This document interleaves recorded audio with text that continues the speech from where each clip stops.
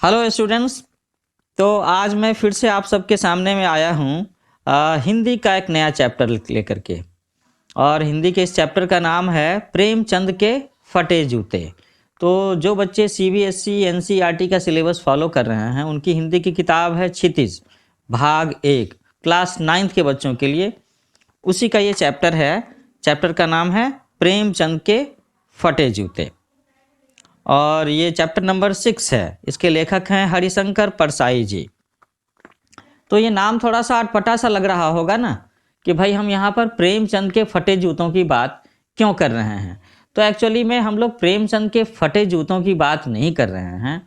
ये एक व्यंग्य रचना है हरिशंकर परसाई जी की। व्यंग्य को क्या कहते हैं हम लोग अंग्रेजी में? व्यंग्य को कहते हैं यहाँ पर आयरनी या सार्काज्म कहते हैं। यहाँ पर ऐसा होता है कि हम लोग किसी एक चीज़ को प्रतीक के तौर पर इस्तेमाल करते हैं और उस चीज़ को लेकर के हमारे समाज में जो कुछ विसंगतियां हैं उनके ऊपर में हम चोट करते हैं। मतलब एक एक चीज़ को इस्तेमाल करके हम समाज के अंदर में जो कुरीतियां हैं, कुछ अलग तरह के नियम आ गए हैं जो कि गलत है, व्यावहारिक नहीं है, उस पर चोट करते हैं। तो ऐसे ही एक ये व्यंग्य रचना है हरिशंकर परसाई जी की। तो पहले हम लोग जरा सा लेखक महोदय के बारे में उनका परिचय जान लेते हैं। हरिशंकर परसाई जी का जन्म सन 1922 में मध्य प्रदेश के होशंगाबाद जिले के जमानी गांव में हुआ। नागपुर विश्वविद्यालय से एमए करने के बाद कुछ दिनों तक इन्होंने अध्यापन का काम किया और सन 1947 से स्वतंत्र लेखन करने लगे। जबलपुर से इन्होंने वसुधा नाम की पत्रिका भी निकाली जिसकी हिंदी संसार में काफ़ी सराहना हुई। मतलब उस पत्रिका में इन्होंने जिस हिंदी भाषा का इस्तेमाल किया उसकी काफ़ी सराहना हुई, काफ़ी तारीफ हुई। और सन 1955 में उनका निधन हो गया। सन 1955 में नहीं, ये 1995 की बात है। तो हिंदी के व्यंग्य लेखकों में उनका नाम अग्रणी है। परसाई जी की कृतियों में है हंसते हैं रोते हैं, जैसे उनके दिन फिरे, ये कहानी संग्रह है। रानी नागफनी की कहानी, तट की खोज, ये एक उपन्यास है। तब की बात और थी, भूत के पांव पीछे, बेईमानी की परत, पगडंडियों का जमाना, सदाचार का तावीज, शिकायत मुझे भी है। और अंत में, तो ये सारे के सारे निबंध संग्रह रहे हैं। अंत में वैष्णव की फिसलन, तिरछी रेखाएं, ठिठुरता हुआ गणतंत्र, विकलांग श्रद्धा का दौर, ये व्यंग्य संग्रह है। तो बच्चों हमने इसमें जो व्यंग्य संग्रह का नाम लिया वो क्या क्या है? वैष्णव की फिसलन, वैष्णव की फिसलन, तिरछी रेखाएं, ठिठुरता हुआ गणतंत्र। तो इस टाइटल पर ध्यान देने की जरूरत है। क्या नाम है इसका? ठिठुरता हुआ गणतंत्र, विकलांग श्रद्धा का दौर। ये सब के सब व्यंग्य संग्रह हैं। तो आपने इनके टाइटल में भी एक खास तरह की बात महसूस की होगी जो इनकी व्यंग्य रचनाएं हैं। अब परसाई जी लिखते किन चीज़ों के बारे में हैं? तो हरिशंकर परसाई जी लिखते हैं भारतीय जीवन के पाखंड के बारे में, भ्रष्टाचार के बारे में, अंतर विरोध, बेईमानी आदि पर उनके जो व्यंग्य लेख रहे हैं उन्होंने शोषण के विरुद्ध साहित्य की भूमिका का निर्वाह किया। उनका व्यंग्य लेखन परिवर्तन की चेतना पैदा करता है।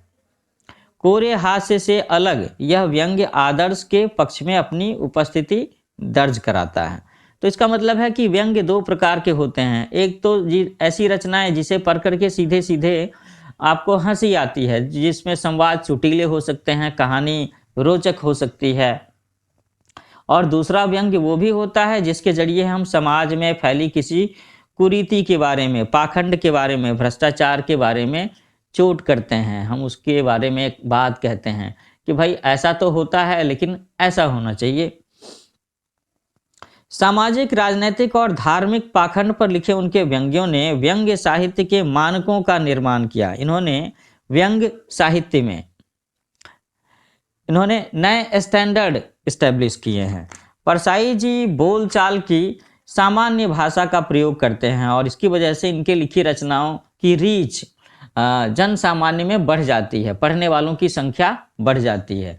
मतलब ये काफ़ी क्लिष्ट साहित्य का इस्तेमाल नहीं करते, किंतु संरचना के अनूठेपन के कारण उनकी भाषा की मारक क्षमता बहुत बढ़ जाती है।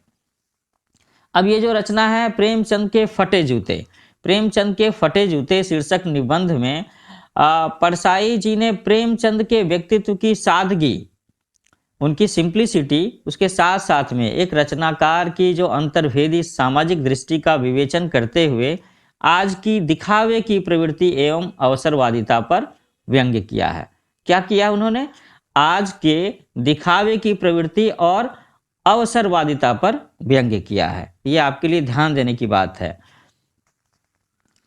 तो हम लोग उनकी रचना पढ़ते हैं। अब वो कहते हैं कि प्रेमचंद का एक चित्र मेरे सामने में है। पत्नी के साथ फोटो खिंचा रहे हैं, सिर पर किसी मोटे कपड़ों की टोपी है और कुर्ता और धोती पहने हैं।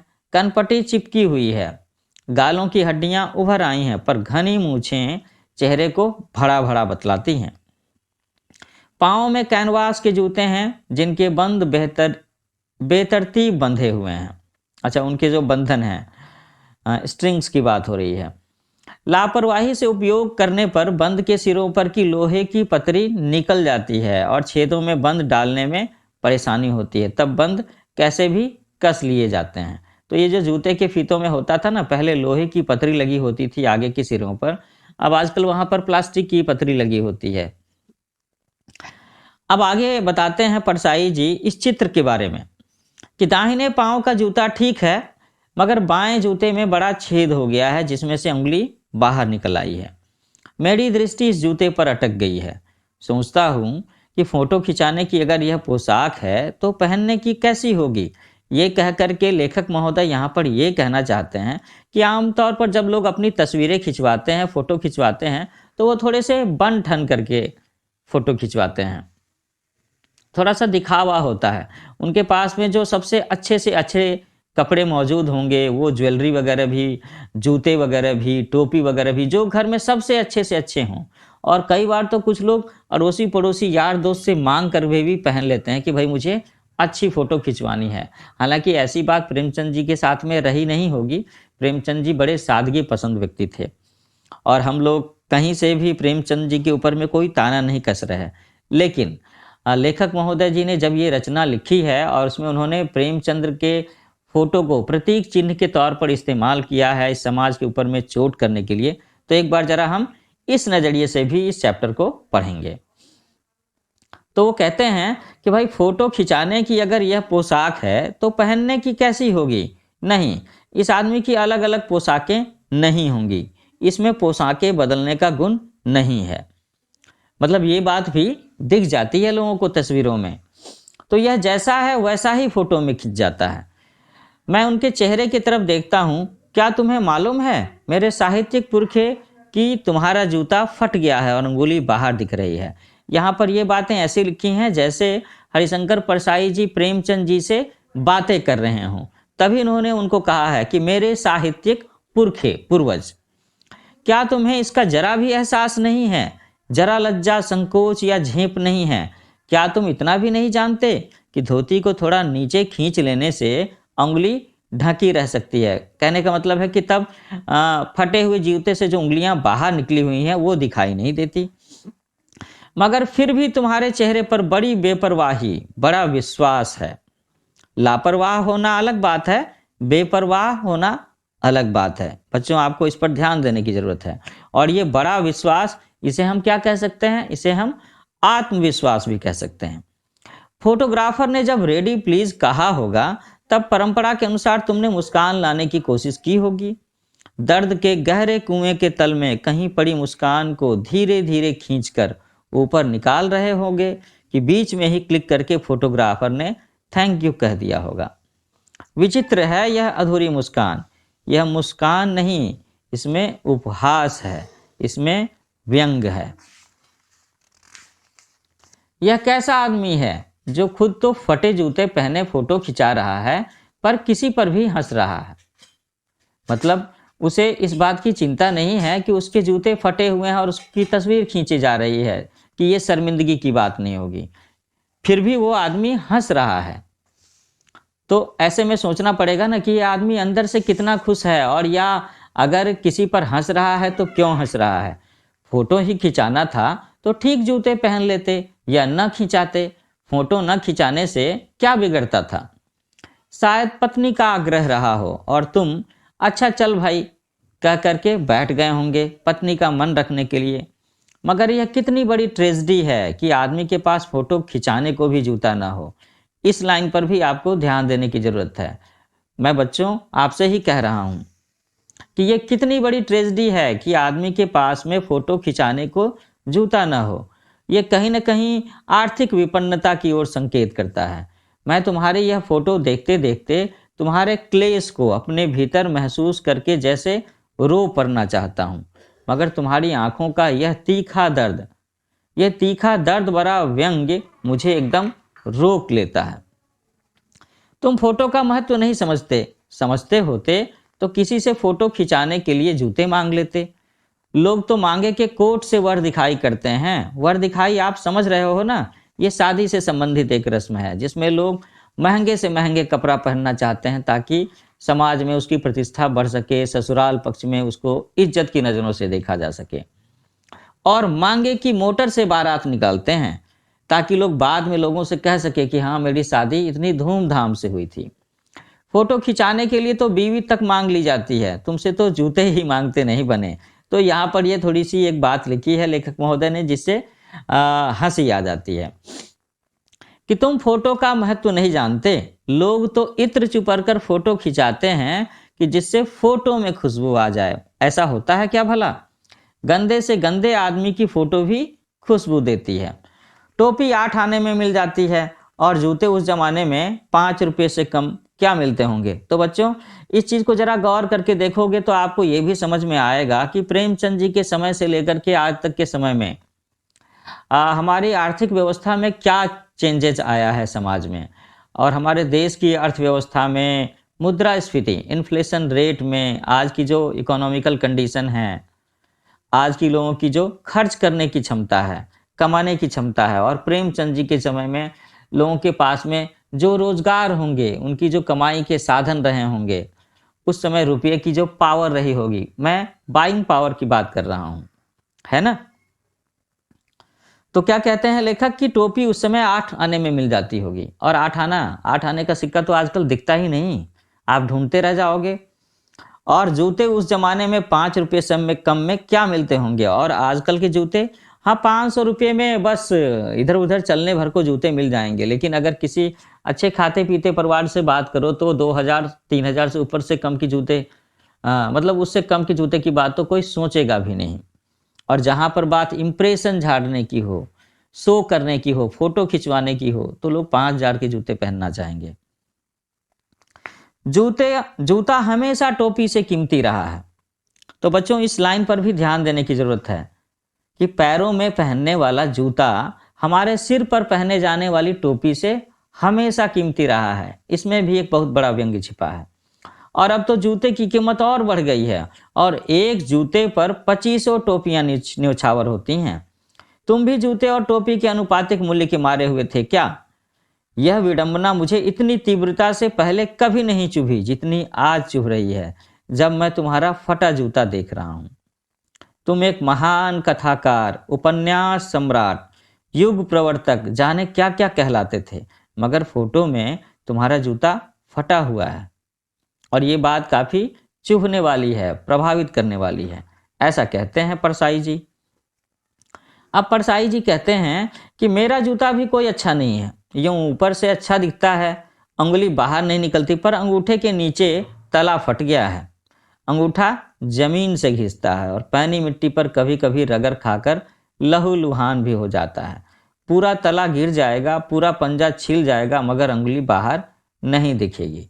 तो अब आप सोच लीजिए कि यहाँ पर लेखक महोदय प्रेमचंद जी के जूतों को अपने जूते से कंपेयर करने की बातें कर रहे हैं कि प्रेमचंद जी ने दिखावा नहीं किया, जैसा जूता है वैसा ही पहन लिया, और वो जूता ऊपर से फटा था तो उंगली बाहर दिख रही थी। लेकिन परसाई जी आज के समय की व्यावहारिकता को देखते हुए कहते हैं कि नहीं, मेरे जूते नहीं, फटे हुए जूते नहीं दिखने चाहिए, भले ही तली खिस जाए।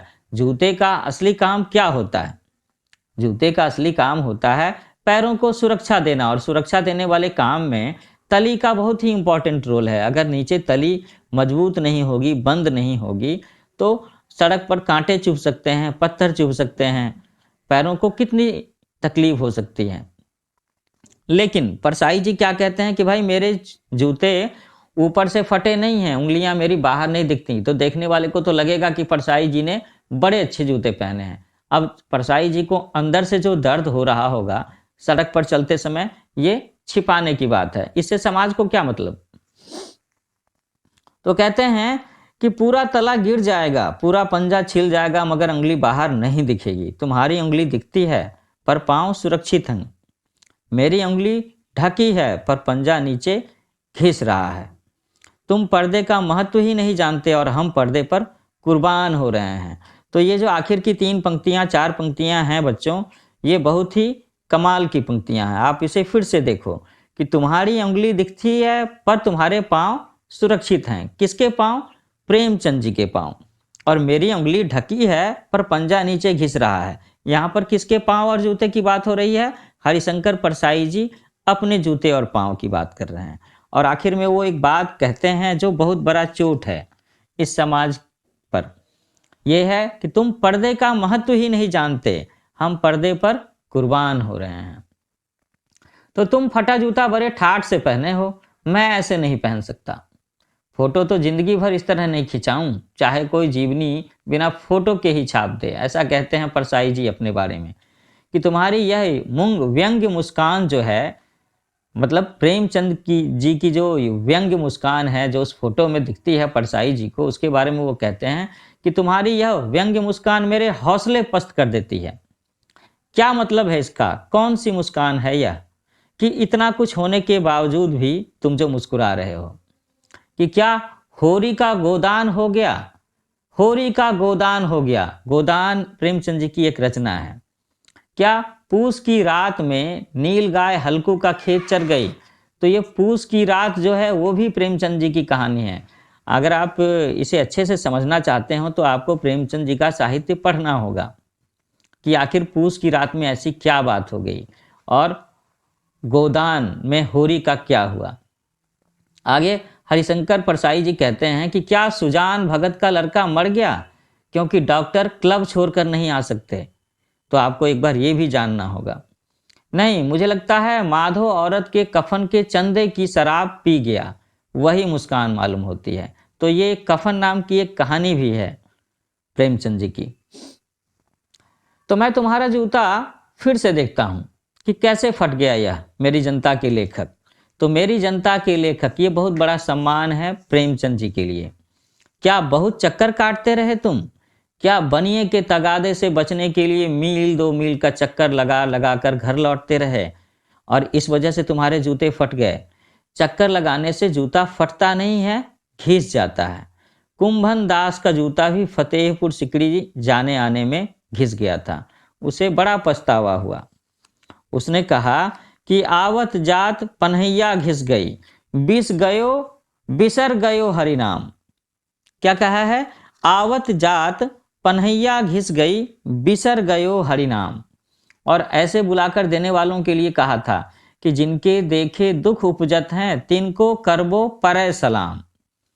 मतलब ऐसे भी लोग जिनको देख करके मन में पीड़ा होती है, दुख होता है, मन में सम्मान की भावना नहीं जगती, समाज के ऐसे ठेकेदारों, ऐसे लोगों को देख करके जिनके प्रति मन में क्रोध की भावना जगती है, जिनकी वजह से समाज के लोगों को दुख होता है, तिनको करबो परै सलाम, कि उनको भी सलाम करना होता है। ये भी एक व्यंग्य की बात है, सामाजिक स्थिति पर चोट की बात है।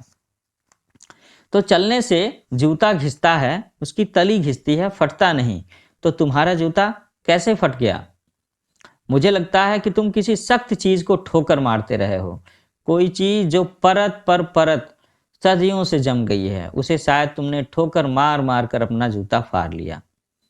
कोई टीला जो रास्ते पर खड़ा हो गया था और उस पर तुमने अपना जूता आजमाया, तुम उसे बचाकर उसके बगल से भी तो निकल सकते थे। टीलों से समझौता भी तो हो जाता है। सभी नदियां पहाड़ थोड़े ही फोड़ती हैं, कोई रास्ता बदलकर घूमकर भी तो चली आती है।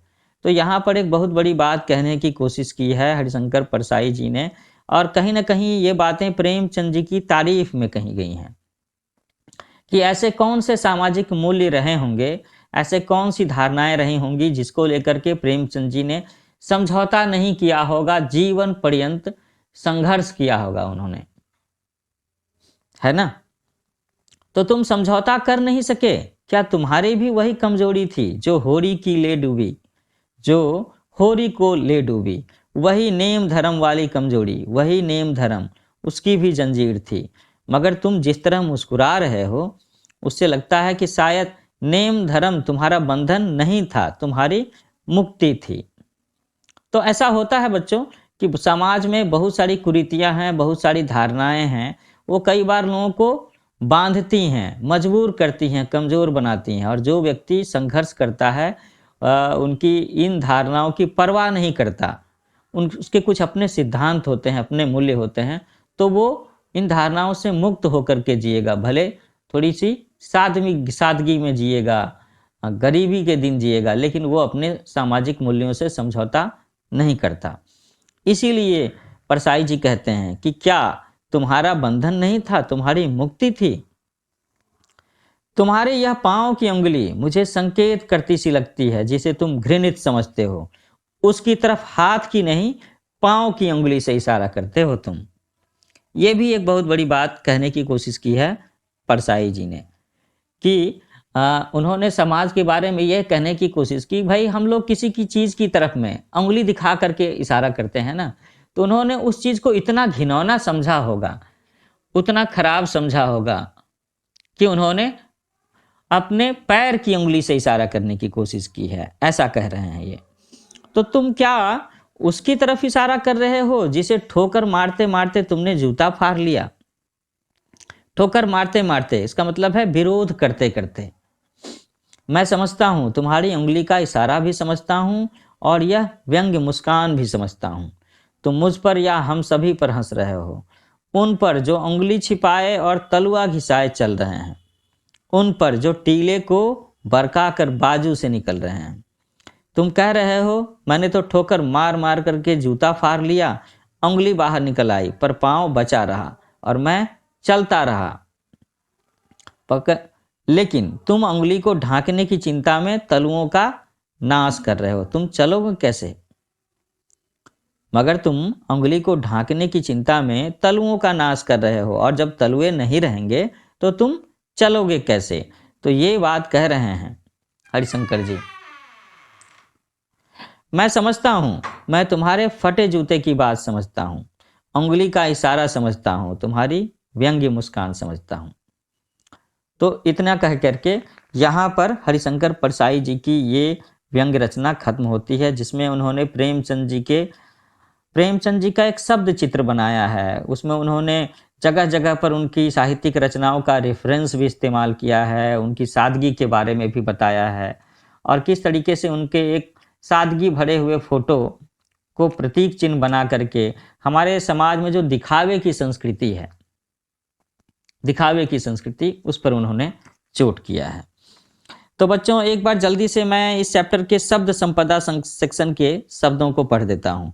उपहास करना, खिल्ली उड़ाना, मजाक उड़ाने वाली हंसी, आग्रह करना, रिक्वेस्ट करना, पुनः पुनः निवेदन करना, क्लेश, दुख, ग्रिफ, GRIF समझते हो ना आप लोग। तगादा करना, तकाजा करना, यह है कि अगर किसी के पास आपका कोई चीज़ बाकी है तो उसे आप बार बार लौटाने को कहते हो। पनहैया, पनहैया कहते हैं देसी जूतियाँ जो हमारे देश में ग्रामीण लोगों के द्वारा पहनी जाती हैं। बिसरना, भूल जाना, फॉरगेट। नेम, नेम का मतलब है यहाँ पर नियम से, रूल्स रेगुलेशन से। धर्म, धर्म का मतलब है कर्तव्य, ड्यूटी। बंद, तो जूते में बंद का मतलब क्या है? जूते का फीता, शू लेसेज, है ना। बेतरतीब, अनऑर्गेनाइज्ड, अव्यवस्थित। ठाठ, ठाठ का मतलब है लग्जरी वाली लाइफ, शान वाली लाइफ। बरकाकर यहाँ पर इस्तेमाल किया गया है, इसका मतलब है बचा करके जाना, किसी चीज की बगल से निकल जाना। तो बच्चों कैसा लगा ये व्यंग्य रचना हरिशंकर परसाई जी की, मेरे मुंह से सुन करके, मेरी बोली में सुन करके आपको कैसा लगा? तो मेरे लेक्चर्स इसी तरह के हैं कि अगर कभी आपकी इच्छा ना हो कि अपने आँखें फोड़ करके, मेरा मतलब है आँखें गड़ा करके किताब को बार-बार पढ़ें, तो आप मेरे लेक्चर्स को ऑडियो लेक्चर्स की तरह से भी सुन सकते हो। पूरा का पूरा लेक्चर, पूरे के पूरे पाठ को, पूरे के पूरे चैप्टर को कवर करता हुआ लेक्चर है और आपको अच्छा लगेगा। आप आँखें बंद करके भी मेरे लेक्चर्स सुन सकते हो, पढ़ सकते हो। ठीक है?